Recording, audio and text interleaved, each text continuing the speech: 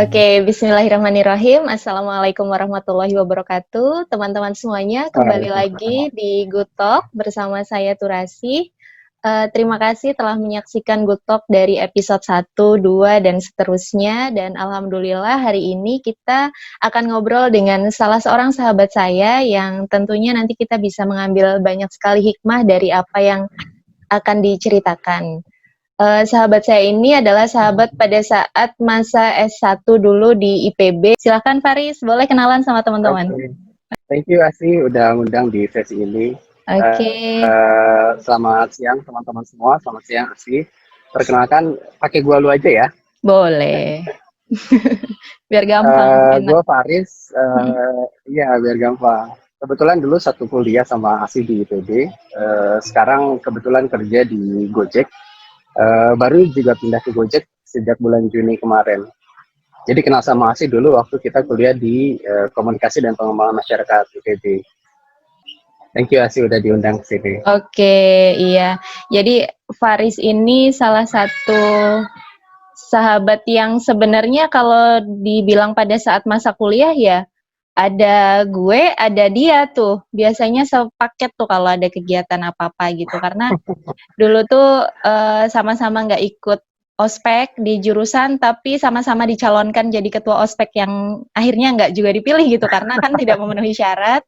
Kemudian kita sempat dulu ada pengalaman bareng di Duta Fema ya, Riz, kalau nggak salah ya. Duta Fema gitu. Tapi kemudian ya selesai di situ aja sih, saya nggak melanjutkan karir duta-dutaan. Nah, Faris ini menarik karena setelah Duta Fema, Duta Lingkungan Hidup IPB juga nggak sih, Riz? Bentar dulu.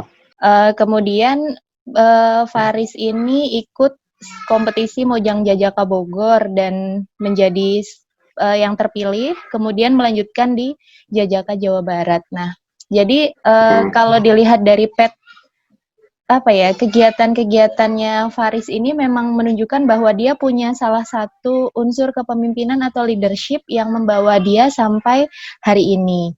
Nah, hari ini saya terutama gitu pengen ngulik tentang bagaimana sih Faris membangun kehidupannya, membangun perspektif-perspektif kehidupannya sampai berhasil di karir yang nanti akan diceritakan oleh Faris. Jadi Faris ini mulai dari awal sampai sekarang itu kalau kata orang kutu loncat, Tris.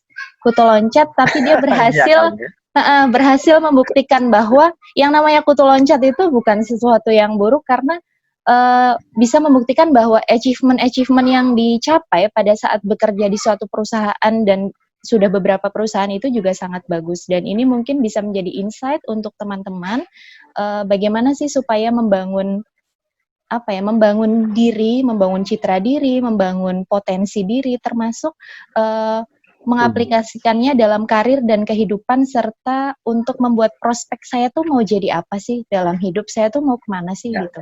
Boleh, Riz, kita ngobrol santai aja, diceritakan ke teman-teman. Ya, jadi mungkin saya cerita ketika kuliah dulu ya.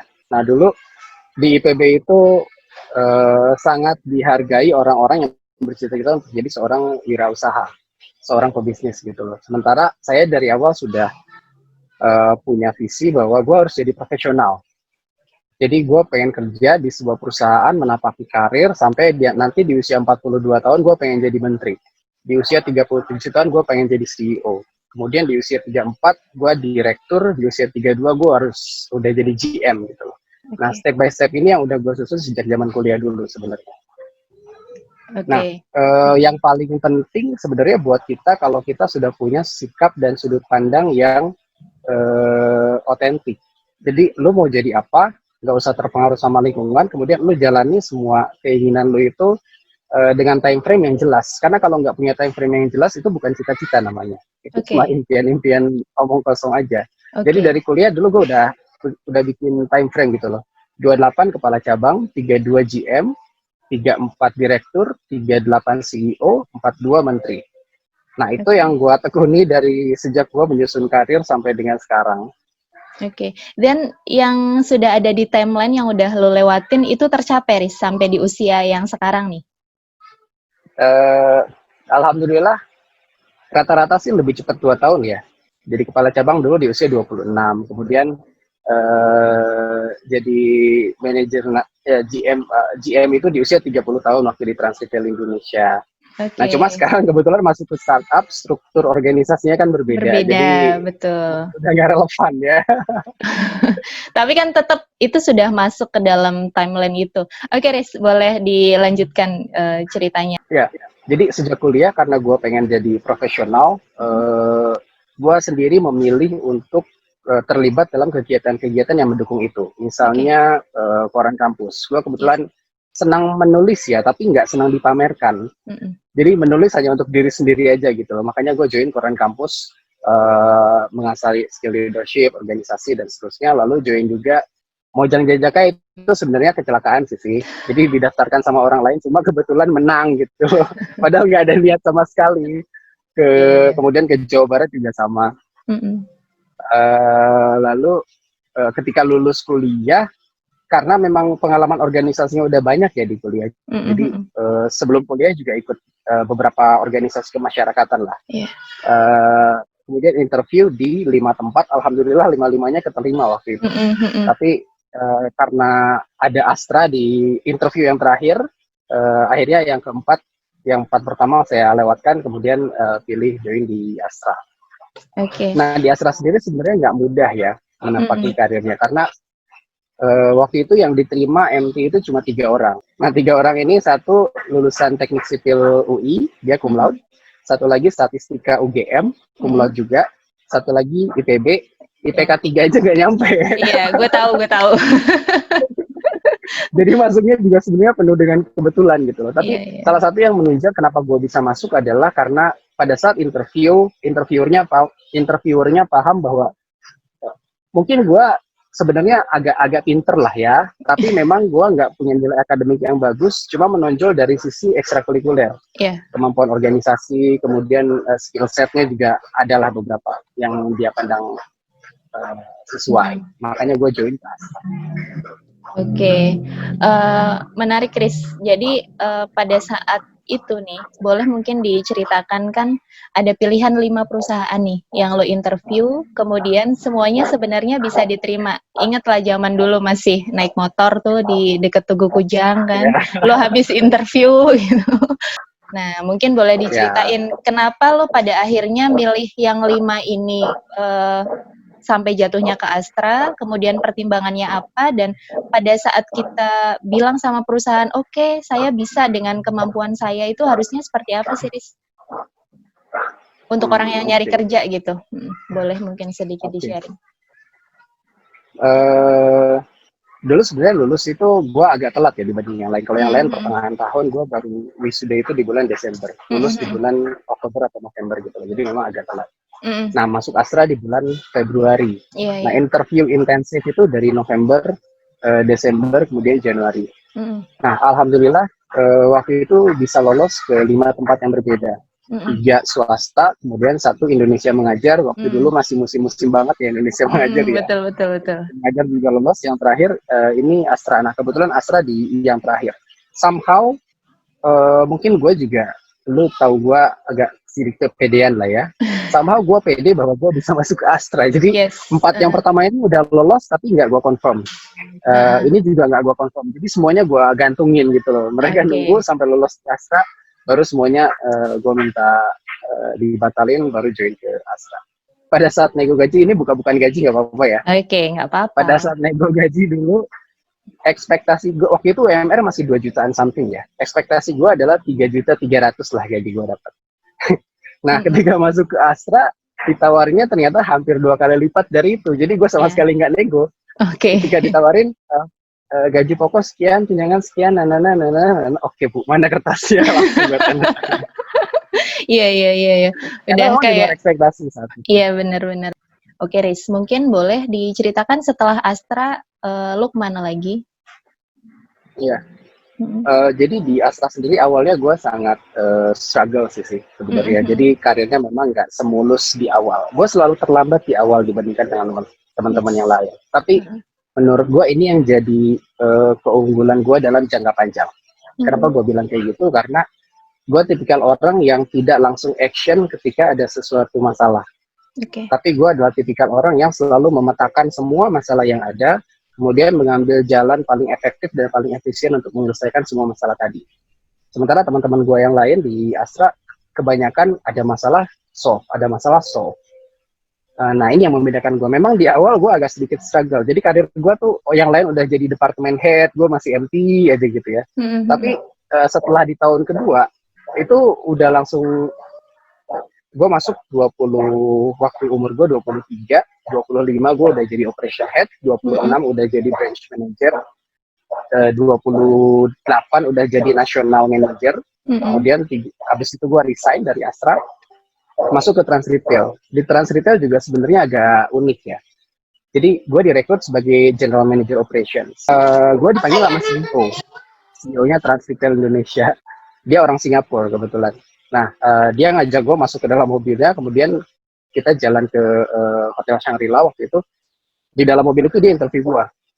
Oke, gimana karir kamu sebelumnya, terus kompetensinya apa, gitu. Nah, kemudian minggu depannya gue dibilangin bahwa gue diminta CEO tersebut untuk jadi Finance and Business Development Assistant-nya dia. Jadi semacam personal mentoring lah. Nah, dari situ gue belajar banyak tentang bagaimana seorang CEO dari perusahaan senilai 25 triliun setahun, revenue-nya untuk manage bisnis, untuk relasi dengan pihak internal maupun eksternal, mengembangkan organisasi, dan seterusnya. Itu belajarnya banyak banget sih. Oke. Nah, berapa lama pada saat di Trans Retail? Nah, di Trans Retail itu 1 tahun 10 bulan, tapi 1 tahun 10 bulan itu gue dari 3 posisi. Yang pertama, GM Operation di ground, di operation lah. Kemudian yang kedua, Finance and Business Development Assistant selama 9 bulan kurang lebih. Terus yang terakhir itu sekitar 6 bulanan itu di General Manager Fresh Operation. Jadi intinya bertugas meningkatkan profitability dan meningkatkan sales lah untuk national operation ya. Oke, habis itu lo pindah ke Oyo. Habis itu dikontak sama headhunter, tertarik atau enggak untuk join ke Oyo. Nah ini juga menarik ceritanya. Ketika diminta untuk join ke Oyo, awalnya sebagai operation head. Nah cuma ketika interview sama vice presidennya, tiba-tiba kamu akan bosan kalau jadi operation head. Paling 3 bulan, abis itu lu udah kepikiran pengen resign, dia bilang. Abis itu dia bilang, mendingan lu jadi regional revenue head aja. Nah, regional revenue head itu lebih ke think tank ya. Kalau operation kan ngurusin operasional lah ya. Kalau revenue head itu lebih ke analisa, kemudian data management, kemudian PNL dan seterusnya lah. Oke. Di Oyo itu ditempatin di Medan kan ya yang terakhir ya? Yes, correct. Kebetulan pegang area Sumatera. Area Sumatera. Nah, itu juga nggak lama sih. Oke, berapa lama? Cuma 3 bulan. Jadi jadi revenue head itu cuma 3 bulan. Setelah 3 bulan, vice president gue minta gue untuk jadi hub head. Jadi hub head itu pegang seluruh business unit. Kalau mungkin promosi lah ya, walaupun ini juga nggak terlalu jauh lah. Promosi jadi hub head sekitar 6 bulan. Setelah itu baru pindah ke Gojek. Lo di Gojek ditawarin siapa nih, Riz? Kebetulan vice president gue ini resign dari Oyo pindah ke Gojek. Kemudian dia minta gue masuk ke tim juga. Jadi memang mungkin kita punya cara berpikir yang sama ya, dan dia juga mungkin cukup trust lah untuk gue menghandle beberapa hal concern-concernnya dia. Tapi memang dunia startup itu gitu ya, Riz? Apa sih namanya kalau cepet gitu loh? Orang agile, keluar masuk itu cepat banget ya? Iya, jadi kalau di Astra dulu promosi kenaikan level itu 1 tahun sekali itu udah paling bagus. Kalau di startup lo bisa 3 bulan sekali. Kemudian siklus evaluasinya kalau di perusahaan konvensional itu 1 tahun sekali lah ya. Kalau di startup itu setiap 3 bulan sekali itu kita ubah strategi, kita ubah implementasi bisnisnya mau seperti apa, itu semuanya terjadi sangat cepat. Jadi fasenya memang lebih pendek.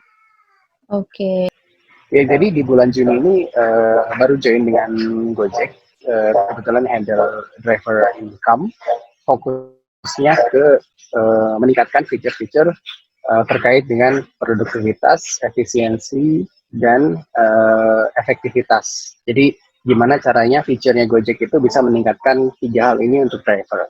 Dan yang kedua, fokusnya itu terkait dengan insentif. Jadi kita susun skema-skema insentif yang sustainable secara bisnis, tapi juga kompetitif untuk driver. Biar dia nggak pindah ke sebelah.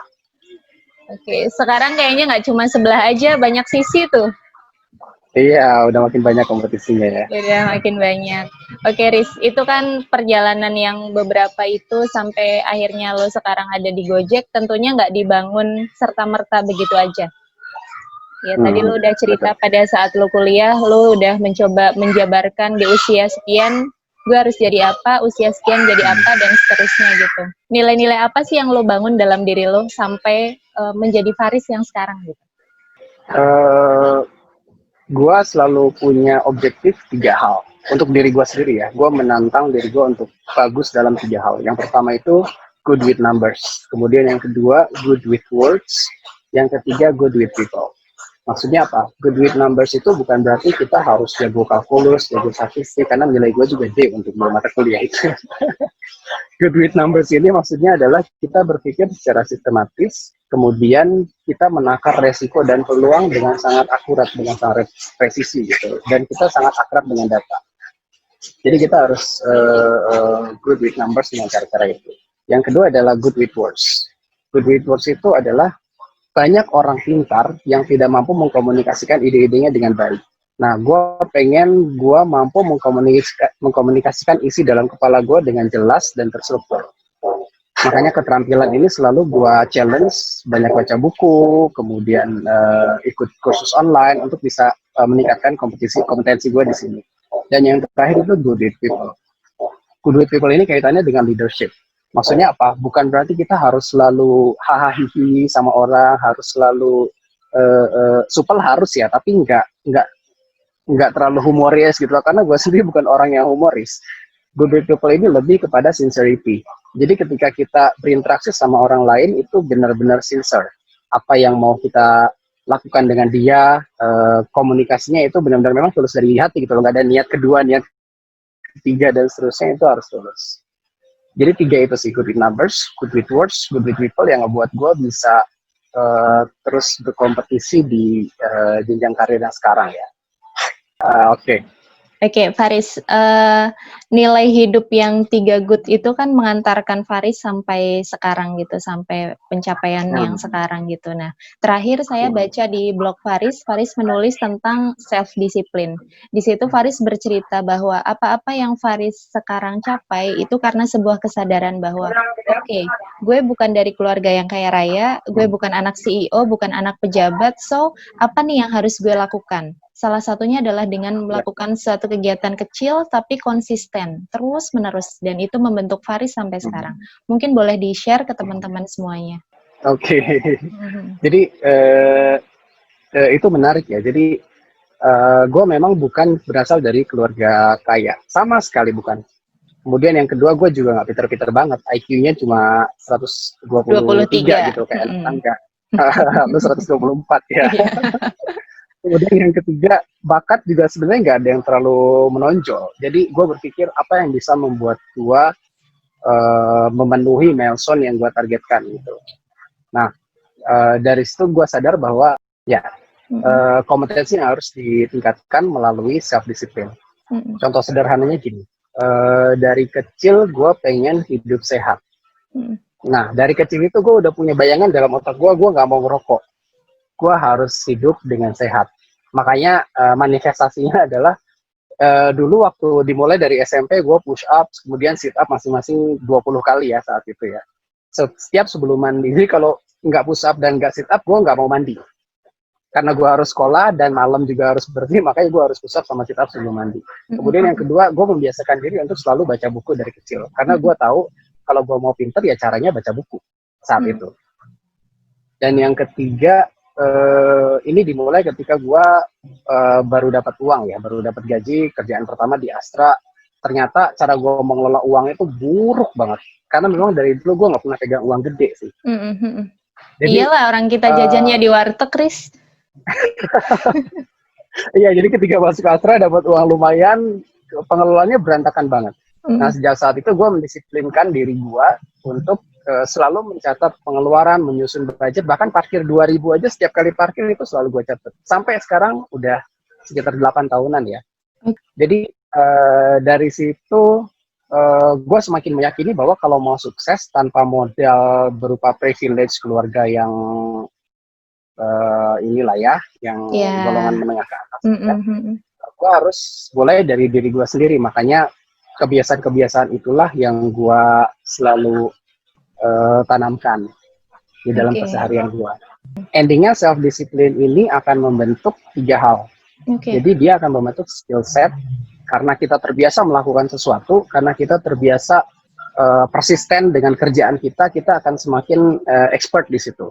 Jadi dia akan membentuk skill set. Kemudian yang kedua, skill set ini akan menanamkan kerangka kerja dalam otak kita. Semakin kita punya skill dalam satu bidang, kita akan semakin automatic thinking. Jadi nggak perlu meraba-raba lagi tuh kalau ini harus gini, tapi kita semakin expert gitu loh. Semakin punya skills di situ. Lalu yang ketiga, seluruh kompetensi kita akan seperti alat gitu loh untuk kita. Akan jadi toolset yang sangat bermanfaat untuk pengembangan karir ke depan. Oke, Riz, gue takjub sih sebenarnya, takjub gitu, berpikir bahwa seandainya ya gue melakukan hal-hal kecil itu dari dulu sampai sekarang, apa yang bisa gue capai gitu dari yang udah diobrolin sama Faris itu. Nah itu kan dari hal-hal kecil dalam kehidupan sehari-hari, Riz, lo konsisten. Setelah berkarir, hal apa yang lo konsisten lakukan untuk mendukung karir lo? Jadi skill dalam karir itu semakin bertambah gitu. Hal-hal kecil apa yang konsisten dilakukan? Oke, gue ambil contoh 1 bulan perjalanan gue di Gojek ya, karena ini baru aja, masih hangat. Ketika gue pertama kali masuk Gojek, instruksinya sangat simpel. Lu masuk ke sini, lu belajar, lu putuskan apa yang perlu lu lakukan, terus lu konsultasi sama gue, kata VP gue. Nah, dari situ yang gue lakukan adalah gue pelajari semua file-file project, semua hasil penelitian di Gojek, kemudian semua work in progress. Kita punya banyak sekali project, mungkin ada puluhan project yang berjalan dalam 1 bulan. Sampai sekarang gue udah mengoleksi sekitar 70 paper. Jadi 70 penelitian mungkin selevel sama skripsi lah ya, cuma memang paling 5-15 lembar lah. Betul. Jadi itu semua gue pelajari back and forth, baca ulang sampai gue paham. Jadi sekarang kalau VP gue nanya sesuatu tentang project, nanya bukan ke orang lain tapi ke gue gitu. Padahal gue baru 1 bulan di sini. Karena lo udah pelajari itu ya.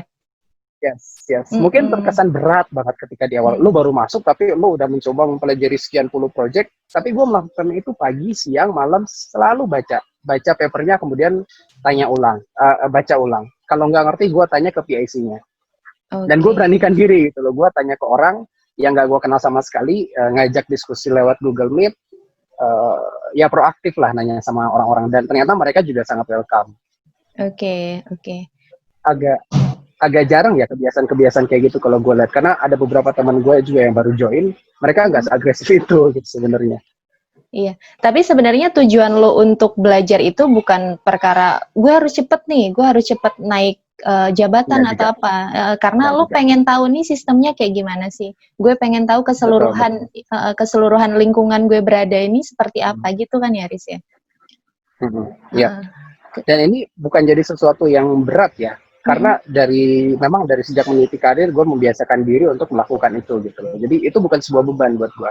Baca mungkin 5-10 paper tiap hari itu bukan sesuatu yang berat. Nah, Faris ini memang dari dulu tuh diakui lah sangat detail tentang segala sesuatunya, detail sekali.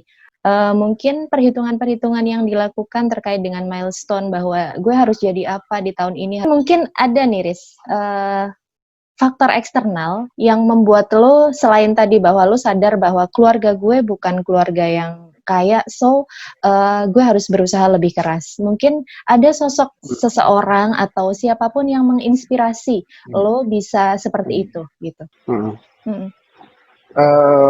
Gue menemui banyak keberuntungan tuh di Vegas, Asih. Keberuntungan yang dimaksud adalah mungkin ini efek kausalitas juga ya. Jadi karena gue punya attitude seperti itu, jadi misalnya di Astra, gue kasih contoh langsung. Misalnya di Astra, CEO gue Pak Edi Gunawan, presiden direkturnya Astasi Logistik, dia langsung spot ke gua secara spesifik gitu loh. Gua langsung diminta sama dia untuk punya jadwal mentoring seminggu 2 kali ketika gua jadi kepala cabang. Karena dari mungkin ketika gua presentasi, kebetulan gua juara beberapa kompetisi lah ya. Dari situ dia nge-spot gua dan dia pikir ini bisa jadi talent yang cukup bagus lah sepertinya. I don't know juga. Kemudian di Trans Retail juga sama. CEO itu nge-spot gua, entah dia dapat kabar dari mana, tapi feeling gue sih gara-gara di bulan pertama gue presentasi di depan HR Director, kemudian barulah kabar itu masuk ke CEO, baru CEO gue minta gue untuk jadi Finance and Business Development Assistant-nya dia. Kemudian masuk ke Oyo, di situ juga sama. Jadi gue dapat atasan umurnya mungkin 35-36 tahun, tapi super smart. Dia lulusan dari Universitas top di Amerika lah, gue lupa. Cum laude. Super smart lah pokoknya. Di usia yang sangat muda udah punya mindset dan skill set seperti itu, gue kagum sama dia. Nah, gue punya kesempatan untuk bisa berinteraksi langsung. Dia kebetulan mentoring gue juga. Itu keberuntungan ketiga yang gue rasa membuat gue lebih mudah untuk akselerasi ya. Oke. Nggak semua orang bisa menganggap itu sebagai sebuah keberuntungan, Turis. Sampai lu menemukan bahwa ini keberuntungan gue adalah gue ternyata dikasih kesempatan untuk bisa dekat dengan orang-orang yang sudah berkapasitas di bidangnya gitu. Sampai pada titik itu pasti gue rasa nih lu juga harus merendahkan ego dan sebagainya, bahwa gue harus terus belajar. Kira-kira kayak gitu ya, Riz. Nah, gue harus terus belajar. Oke. Tujuan hidup lo apa sih, Riz? Pertanyaan yang berat ya. Gue merangkum itu ke dalam satu kalimat lah ya. Mungkin terlihat egosentrik, tapi sebenarnya enggak. Tujuan hidup gue cuma satu, striving for excellence in every aspects of life. Jadi gue mengejar kesempurnaan sih nggak mungkin ya, tapi kita bisa pakai kata itulah, mengejar kesempurnaan di setiap aspek kehidupan gue. Kesempurnaan ini dalam artian gue pengen membuat diri gue sendiri sebernilai yang gue mampu, sehingga nilai itu bisa gue sebarkan ke orang-orang di sekitar gue. Contohnya, salah satu alasan kenapa gue mau join dengan Gojek adalah social impact. Nah, gimana gue bisa ngasih social impact kalau gue sendiri nggak mumpuni untuk melakukan itu? Makanya, striving for excellence in every aspects of life itu udah jadi semacam moto hidup, rukun iman kali ya buat gua gitu, sebagai patokan. Striving for excellence. For excellence in every aspect of life. Cocok banget lo masuk di IPB, mencari dan memberi yang terbaik.